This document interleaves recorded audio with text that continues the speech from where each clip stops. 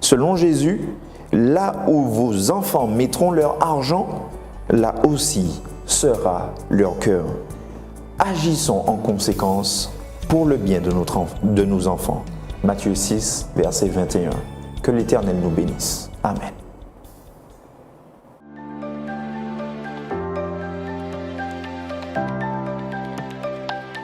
Bonjour à tous nos auditeurs, à tous nos amis sympathisants et à ceux qui nous reçoivent sur les différents supports numériques. Nous voulons vous encourager à garder espoir car notre délivrance est très proche. Maranatha, Jésus revient.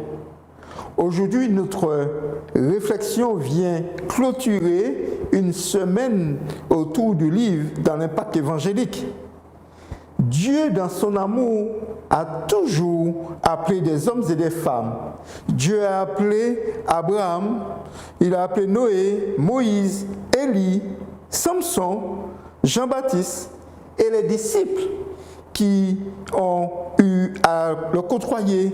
Dieu a aussi appelé Paul et plus loin nous voyons que Dieu a aussi appelé Luther et William Miller.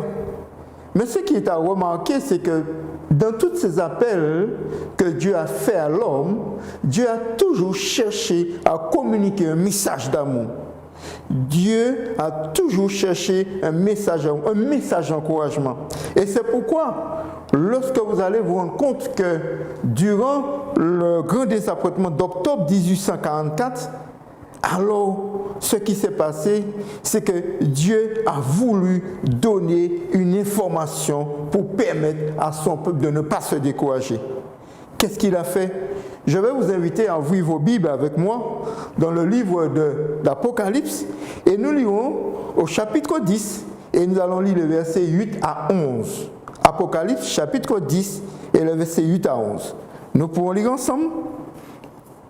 Et la voix que j'avais entendue me parla de nouveau et dit, « Va, prends le petit livre ouvert dans la main de l'ange qui se tient debout sur la mer et sur la terre. » Et j'allai vers l'ange en lui disant de me donner le petit livre. Et il me dit, « Prends-le et avale-le. Il sera amer à tes entrailles, mais dans ta bouche, il sera doux comme du miel. » Je pris le petit livre de la main de l'ange et je l'avalai. Il fut dans ma bouche, doux comme du miel, mais quand je l'eus avalé,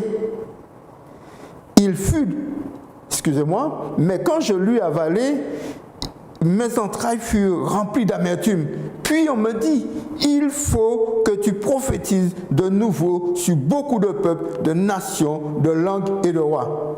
Ici, nous voyons dans l'Apocalypse 18, versets 8 à 11, une réflexion, une interpellation de Dieu, disant que ce qui est arrivé, ce n'est pas vous avez quelque chose à faire, vous avez un message à porter. Et le verset 11 donne l'ordre de mission.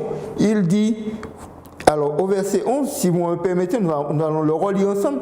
Et puis, on me dit, il faut que tu prophétises de nouveau sur beaucoup de peuples, de nations et de langues. Vous savez, chers auditeurs, chers téléspectateurs, lorsque nous regardons ce texte, nous avons l'impression, et ce n'est pas une impression, c'est une réalité, que Dieu dit clairement à ce petit groupe qui est resté fidèle après le désappointement de 1844, Dieu leur dit clairement que ce n'est pas fini. Il y a un message, il y a quelque chose à faire. Et Dieu leur dit que ce n'est pas fini, reprenez courage, allez de l'avant, parce que le mot prophétiser ici, nous pouvons dire que le mot prophétiser a plusieurs sens. Prophétiser voudrait dire avertir, voudrait dire protéger, voudrait dire nourrir spirituellement, voudrait dire aussi prêcher la parole.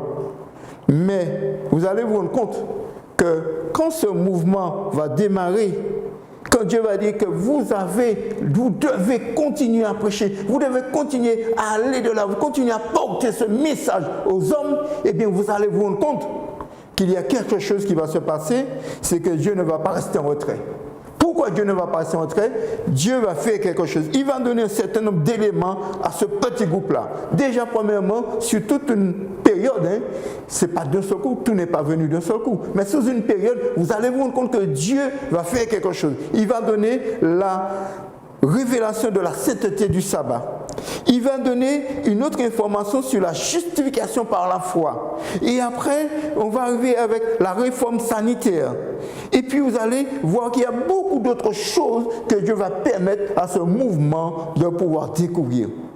Le mouvement adventiste, c'est le mouvement que Dieu a choisi pour annoncer le dernier message au monde. Loin de là de nous enorgueillir, mais cela met une responsabilité sur chacun d'entre nous parce que Dieu nous a choisis pour une mission dans un temps spécial. Vous allez vous rendre compte qu'au cœur de l'Apocalypse, et là je vais vous inviter à tourner vos Bibles avec moi dans le livre de l'Apocalypse, et vous allez vous rendre compte qu'au chapitre 14, nous allons voir les versets 6 à 10. J'aime bien ce livre de l'Apocalypse. J'aime bien ces versets qui m'interpellent et qui nous interpellent. Il dit ce qui suit. Apocalypse 14, versets 6 à 10. Je vis un autre ange qui volait du milieu du ciel, ayant un évangile éternel pour l'annoncer aux habitants de la terre, à toute nation, à toute tribu, à tout peuple, à toute langue. Et il disait d'une voix forte, craignez Dieu et donnez-lui gloire, car l'heure de son jugement est venue, et adorez celui qui a fait les cieux, celui qui a fait le ciel, la terre et la mer et les sources d'eau. Et un autre ange suivit en disant, elle est tombée, Babylone la grande, qui a abreuvé toutes les nations du vin de la fureur de son impudicité. Et un troisième ange, les suivit en disant d'une voix forte, et si quelqu'un adore la bête et son image, et reçoit une marque sur son front ou sur sa main, il boira lui aussi du vin de la fureur de Dieu, versé sans mélange dans la coupe de sa colère, et il sera tourmenté dans le feu et le soufre devant les saints anges et devant l'agneau. Et nous arrêtons ici. Ici, nous voyons le message des trois anges. Un message que Dieu invite ce peuple qui s'est choisi, ce mouvement qui s'est choisi, Dieu invite ce mouvement à lancer cet appel. Un dernier appel, un appel d'amour, un appel où chaque être humain est appelé à faire un choix.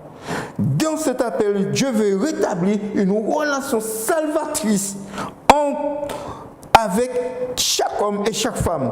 Dieu a fait pour cela quelque chose d'extraordinaire, frères et sœurs, chers auditeurs, chers téléspectateurs. Dieu n'a pas fait les choses n'importe comment. Il a choisi des hommes faillibles pour porter à des hommes faillibles un message d'amour infaillible.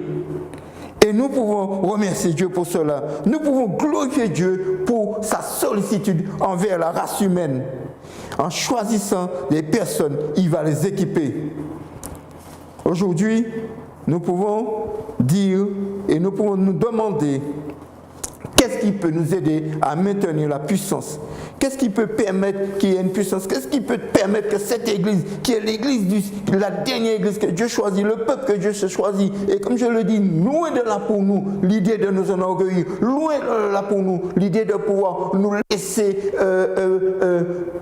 penser que nous sommes supérieurs. Pas du tout, loin de là. Dieu a choisi un peuple et il nous a donné une mission.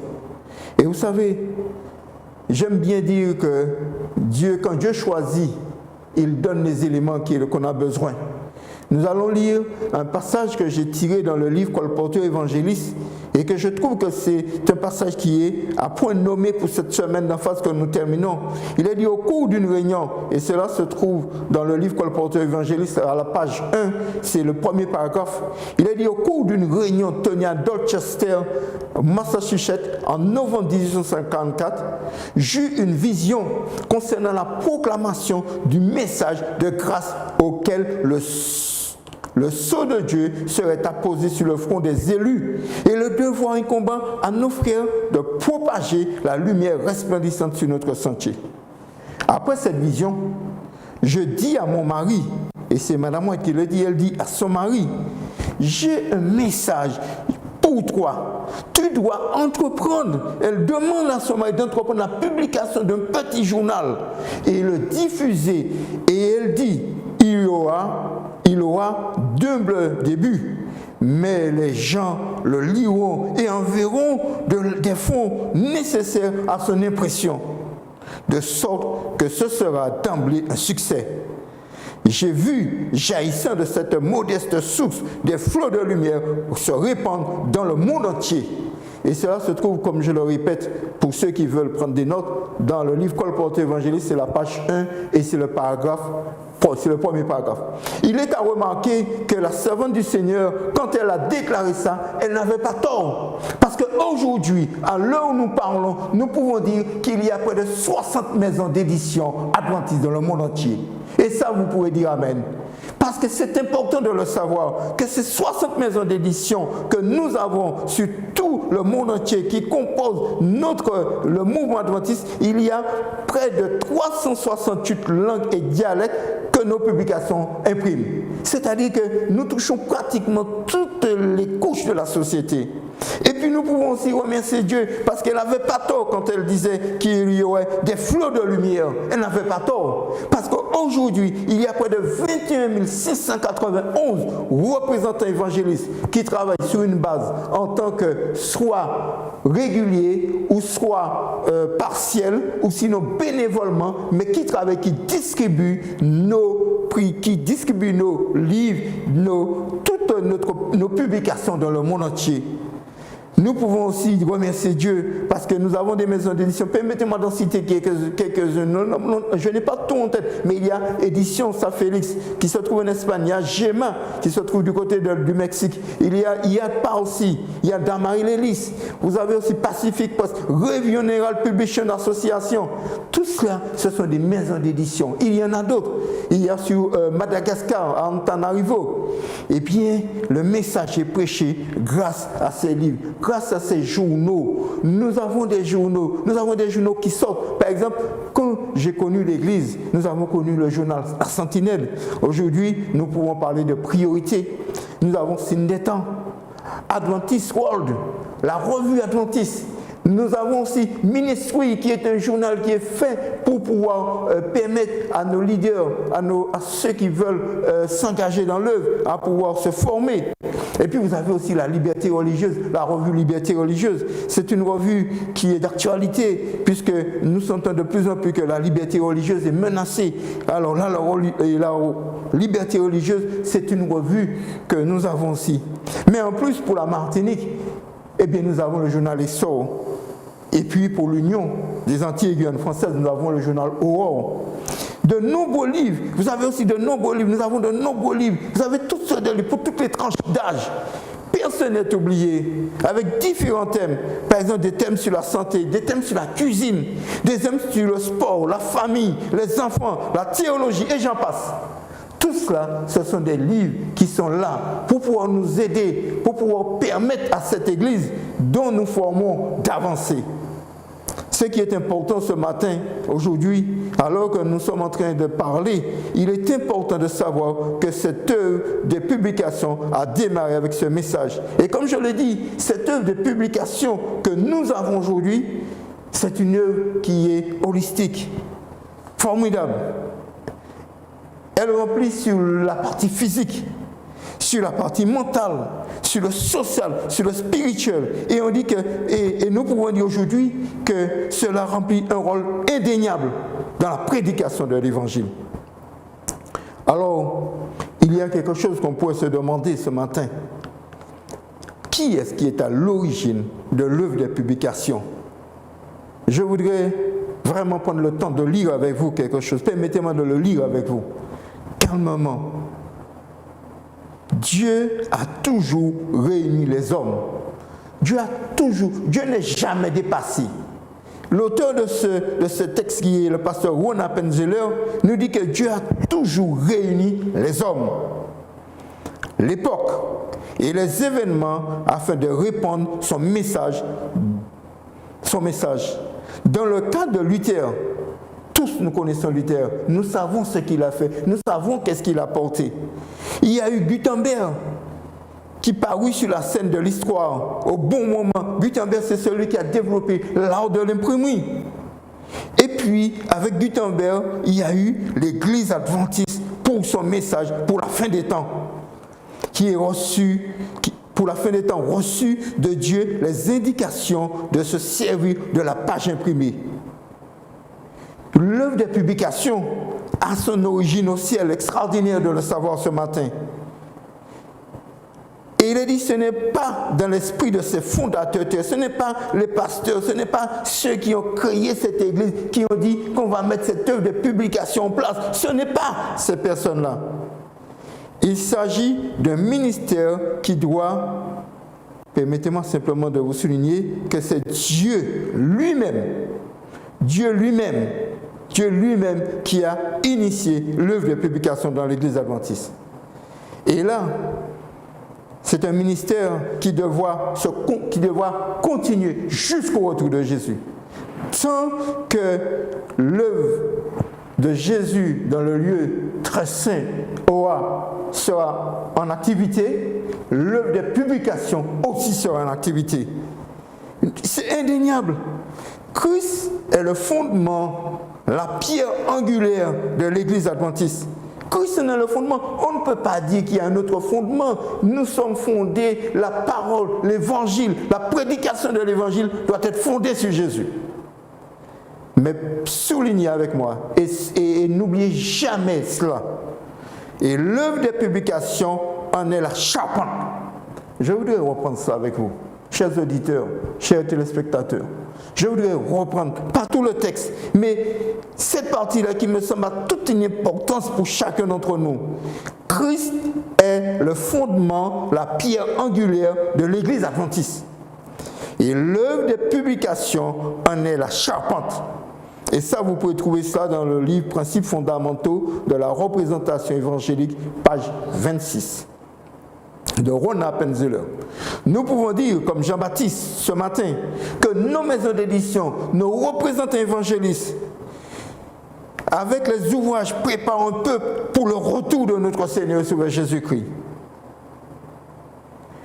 Les ouvrages que nous déposons, les ouvrages que les colporteurs déposent dans les maisons, ce sont des messagers silencieux qui appellent à la repentance.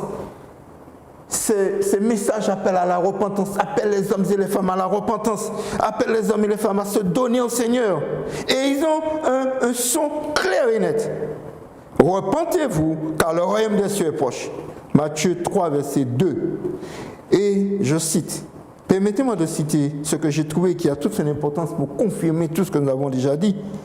Les messagers silencieux placés dans les foyers par le colporteur évangéliste renforceront l'œuvre du ministère sous tous les rapports. Puisque nous avons dit que le colporteur, il vend des livres sur la santé, sur le bien-être et tout, eh bien oui, le fait de déposer des messagers silencieux, eh bien cela va renforcer le travail du prédicateur. Car le Saint-Esprit agira sur l'esprit de ceux qui les liront comme il agit sur l'esprit de ceux qui écoutent la prédication de la parole. Les anges qui veillent sur l'œuvre du prédicateur veillent également sur le livre contenant la vérité. Ça, vous pouvez trouver dans le livre Colporteur évangéliste, page 116. Et je voudrais ce matin vous donner l'occasion de réfléchir. Lorsque, par exemple, quelqu'un est là, le soir, à n'importe quel moment, même si on est dans notre petite tenue, mais on n'est pas gêné quand on n'a pas sommeil, de prendre un livre, de l'ouvrir, et ça ne fait pas du bruit, parce que les gens ne vous entendent pas. Et si vous avez la chance d'être dans votre chambre tout seul, vous pouvez ouvrir le livre et puis lire. Et vous savez, c'est souvent dans ces petits moments de silence que Dieu se révèle à vous. Dieu se révèle à nous, parce que c'est dans ce moment de silence que Dieu veut se révéler à nous. Il est important aujourd'hui de comprendre que le message que nous avons, c'est un message formidable. Alors que nous vivons les dernières scènes de l'histoire de ce monde, je voudrais vous dire ce matin que la presse reste un moyen puissant pour accompagner la prédication. Un livre peut se trouver là où un prédicateur ne peut être. Comme je vous l'ai dit, un livre peut se trouver là où un prédicateur ne peut être. Le prédicateur ne peut pas entrer dans la chambre de quelqu'un, mais le livre rentre dans la chambre. Si la personne est dans une tenue légère, il n'y a pas de problème. Le livre ne dérange pas. Et ça, c'est important de le faire. Permettez-moi de vous dire une chose ce matin. Quel que soit l'endroit où vous avez décidé d'y aller, tenez toujours un livre. Et je voudrais partager une expérience que j'ai vécue avec vous.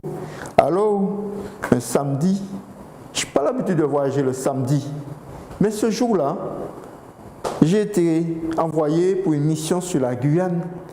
Et celui qui avait pris le billet m'a dit, tu sais, j'ai trouvé un billet le samedi vers 13h, donc tu vas prendre l'avion samedi vers 13h. Je lui ai dit, il n'y a pas de problème.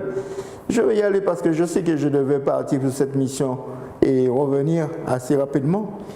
Et vers 14h, 14h15, alors que je vais m'asseoir dans l'avion, j'arrive et je vois une jeune fille un petit peu désemparée.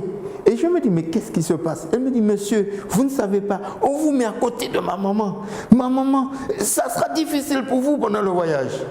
Et je lui dis, ne vous embêtez pas.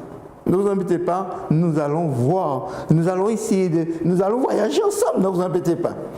Et puis, la première chose qui s'est passée, c'est que l'avion, quand on l'a poussé pour le mettre en direction du départ, eh bien, malheureusement, eh bien, frères et sœurs, chers amis, vous qui nous écoutez, on n'a pas pu démarrer. On a dû ramener l'avion au point de départ parce qu'il y avait une petite complication. Et comme vous savez, parfois, il faut signer le papier de bord à nouveau, le papier de départ. Et là, quand on est arrivé au deuxième tentative pour nous envoler, ça a été la bonne. On est parti. Mais durant le voyage, j'ai eu tout ce qu'il fallait. Tout ce qu'il fallait parce que c'était une dame qui était un petit peu dépassée. Elle avait peur. Elle me dit, j'aime voyager, mais j'ai peur de l'avion.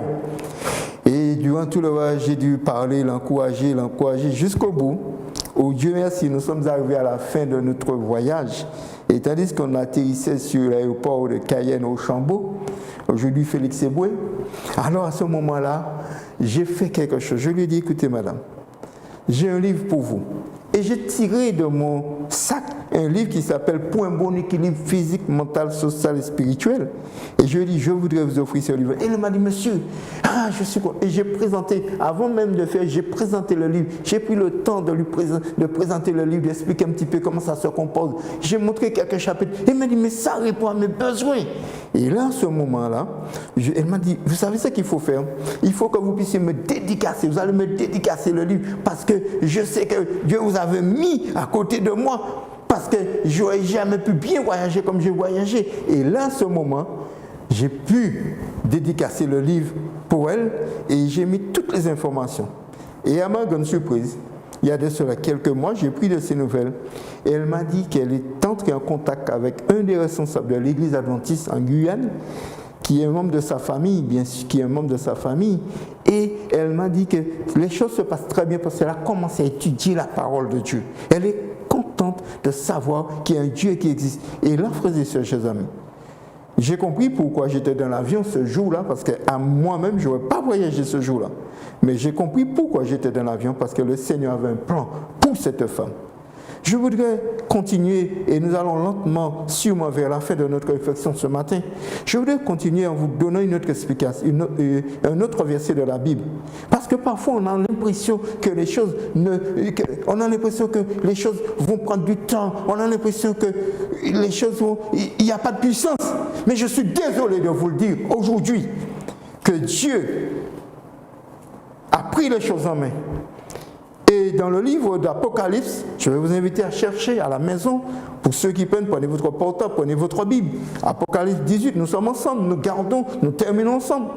Apocalypse 18 au verset 1 jusqu'au verset 4, nous allons lire ensemble. Il est dit, après cela, je vis descendre du ciel un autre ange qui avait une grande autorité et la terre fut éclairée de sa gloire et il cria d'une voix forte et elle est tombée, Babylone la grande. Elle est devenue une habitation de démons, un repère de tout esprit impur, un repère de tout oiseau impur et odieux, parce que toute toutes les nations ont bu du vin de la fureur de son impudicité et que les rois de la terre se sont livrés avec elle à l'impudicité. Et que les marchands de la terre se sont enrichis par la puissance de son luxe. Et j'entendis du ciel une voix qui disait « Sortez du milieu d'elle, mon peuple, afin que vous ne participez point à ses péchés et que vous n'ayez point part à ses fléaux. » Ici, nous voyons un message, un nouveau message que Dieu va donner. Il y avait Apocalypse 14, mais il y a maintenant Apocalypse 18. Et nous voyons que Dieu est en train de renforcer pour dire que le dernier message ne se terminera pas sans une pression, sans une force, sans une puissance. Et cela symbolise l'effusion de la pluie de l'arrière-saison. Mais je dois vous dire ce matin, je dois vous dire à vous qui m'écoutez, chers auditeurs, à vous qui suivez par les différents supports que nous avons mis en place, je dois vous dire ce matin que vous ne pouvez pas bénéficier de la puissance de la pluie de l'arrière-saison si vous n'avez pas bénéficié de la pluie de la première saison. Si la pluie de la première saison n'a pas fait quelque chose en vous, il n'y a pas une transformation, il n'y a pas eu quelque chose, un désir de mieux connaître Dieu, de mieux appréhender la personne de Dieu, eh bien la pluie de l'arrière-saison n'aura aucun sens dans votre vie. En fait, vous serez peut-être les premiers à attaquer ceux qui vont vivre cette expérience-là. Parce que la pluie de l'arrière-saison ne fera que ce que la pluie de la première saison a commencé. Je répète, la pluie de l'arrière-saison ne fera que ce que la pluie de la première saison a commencé. Je voudrais vous poser une question. Est-ce que vous êtes conscient qu'il y a un changement dans votre vie? Il y a un texte que je voudrais vous citer encore, qui me vient, qui se trouve dans le livre Colporteur évangéliste, à la page 13. Et il dit ce qui suit. Et les représentants évangélistes auront la possibilité de travailler lorsque les différentes dénominations religieuses s'uniront à la papauté pour opprimer le peuple de Dieu. Le colportage évangélique pourra se continuer là où la liberté religieuse existe encore, quitte à fuir. Tant que cette parole, tout est accompli, n'aura pas retenti dans le ciel, il se trouvera des lieux pour y prêcher le message des cœurs pour le recevoir. Il se trouvera des lieux pour y prêcher le message et les cœurs pour le recevoir. Colporteur évangéliste, page 13. Aujourd'hui, frères et sœurs, à vous qui m'écoutez, le moment est venu où nous devons nous poser la question. Que faire pour pouvoir aller de l'avant? Que faire pour pouvoir encourager cette œuvre? Que faire pour pouvoir donner toute sa dimension à l'œuvre des publications? Alors, pour ceux qui pensent que l'œuvre des publications n'a pas sa place dans l'Église, ou bien que le portable, que beaucoup de choses ont pris la place, permettez-moi de pouvoir encore retourner dans le livre Colporteur évangéliste à la page 171 et dire ce qui suit. La puissance de notre œuvre dépend en grande mesure du département des publications. Je désire que celui-ci réalise pleinement les desseins du Seigneur. Des lumières m'ont été données selon lesquelles le nombre de ceux qui connaissent la vérité présent doublera et triplera si les colporteurs évangélistes accomplissent fidèlement leur devoir. Mais si ces colporteurs-là ne sont pas encouragés, si ces colporteurs-là, si les leaders de notre Église, et permettez-moi de citer les pasteurs, si les pasteurs ne sont pas là pour encourager ces colporteurs, si les responsables de chaque département fédéral ne sont pas là pour encourager l'œuvre du livre, encourager ces hommes et ces femmes, si les anciens et responsables de département des églises de notre fédération ne s'y engagent pas, ne sentent pas le besoin urgent de soutenir cette œuvre, qui le fera? Est-ce que nous pouvons attendre quelqu'un d'autre qui le fera? Eh bien, ce matin, je voudrais inviter tout un chacun à réfléchir. Le Covid-19, parce qu'il faut en parler, le Covid ou la Covid-19 ne nous freine pas. Parce que après le confinement, de 100 000 livres ont été distribués dans les maisons. Donc ça ne nous a pas freinés. Aujourd'hui, je voudrais, alors que nous essayons de terminer ensemble, je voudrais simplement vous dire que pour que nous ne puissions pas nous laisser dépasser par la situation, nous avons choisi au niveau des publications de mettre les journaux, le journal priorité, de mettre plusieurs numéros dans un sachet fermé et permettre à nos membres de pouvoir récupérer cela et de mettre dans les boîtes aux lettres, dans les boulangeries, pâtisseries, un petit peu partout. Parce que malgré toute cette situation, nous ne devons pas nous laisser décourager. Vous savez, dans les pays comme la Chine, dans les pays comme le bloc de l'URSS, alors qu'on interdisait aux gens de prêcher l'évangile, il y a eu beaucoup d'adventistes qui ont été baptisés. Il y a eu des églises, lorsqu'on a cherché, lorsque les murs sont tombés et qu'on a donné, lorsqu'on a cherché, on s'est rendu compte qu'il y avait une église qui existait.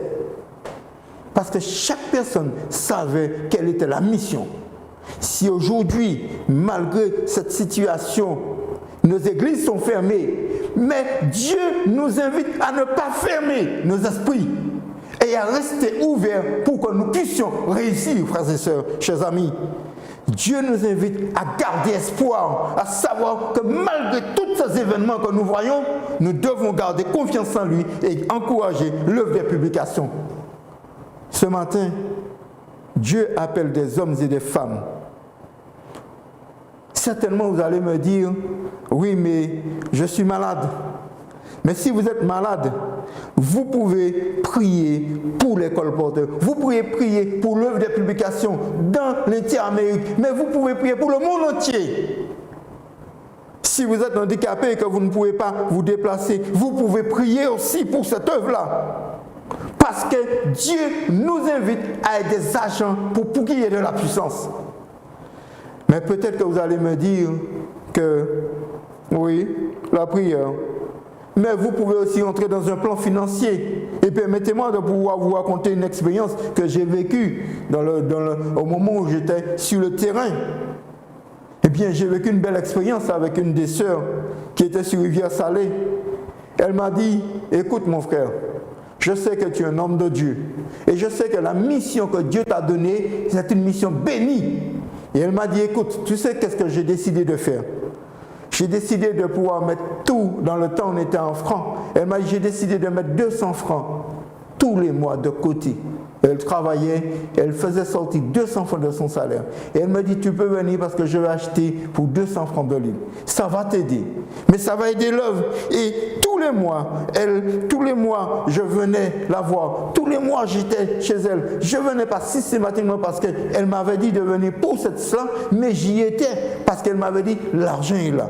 Il faut venir récupérer parce que c'est mon engagement financier. Aujourd'hui, vous pouvez vous engager sur le plan financier en décidant de faire un achat tous les mois. Vous pouvez appeler à la fédération, vous appelez, vous demandez pour le responsable des publications, on vous expliquera comment faire. Mais vous pouvez le faire parce qu'il est temps que vous puissiez, que chacun de nous puissions supporter. Vous pouvez aussi ce matin, vous décider d'être un colporteur à temps plein. On a besoin des colporteurs à temps plein. Ce temps de crise ne nous empêche pas, parce que les colporteurs travaillent en Zoom, les colporteurs travaillent par téléphone, ils travaillent aussi en utilisant de différentes méthodes. Vous pouvez aussi travailler sur le plan partiel, garder votre travail et puis travailler d'une manière partielle. Et puis aussi, vous pouvez aussi travailler d'une manière bénévole.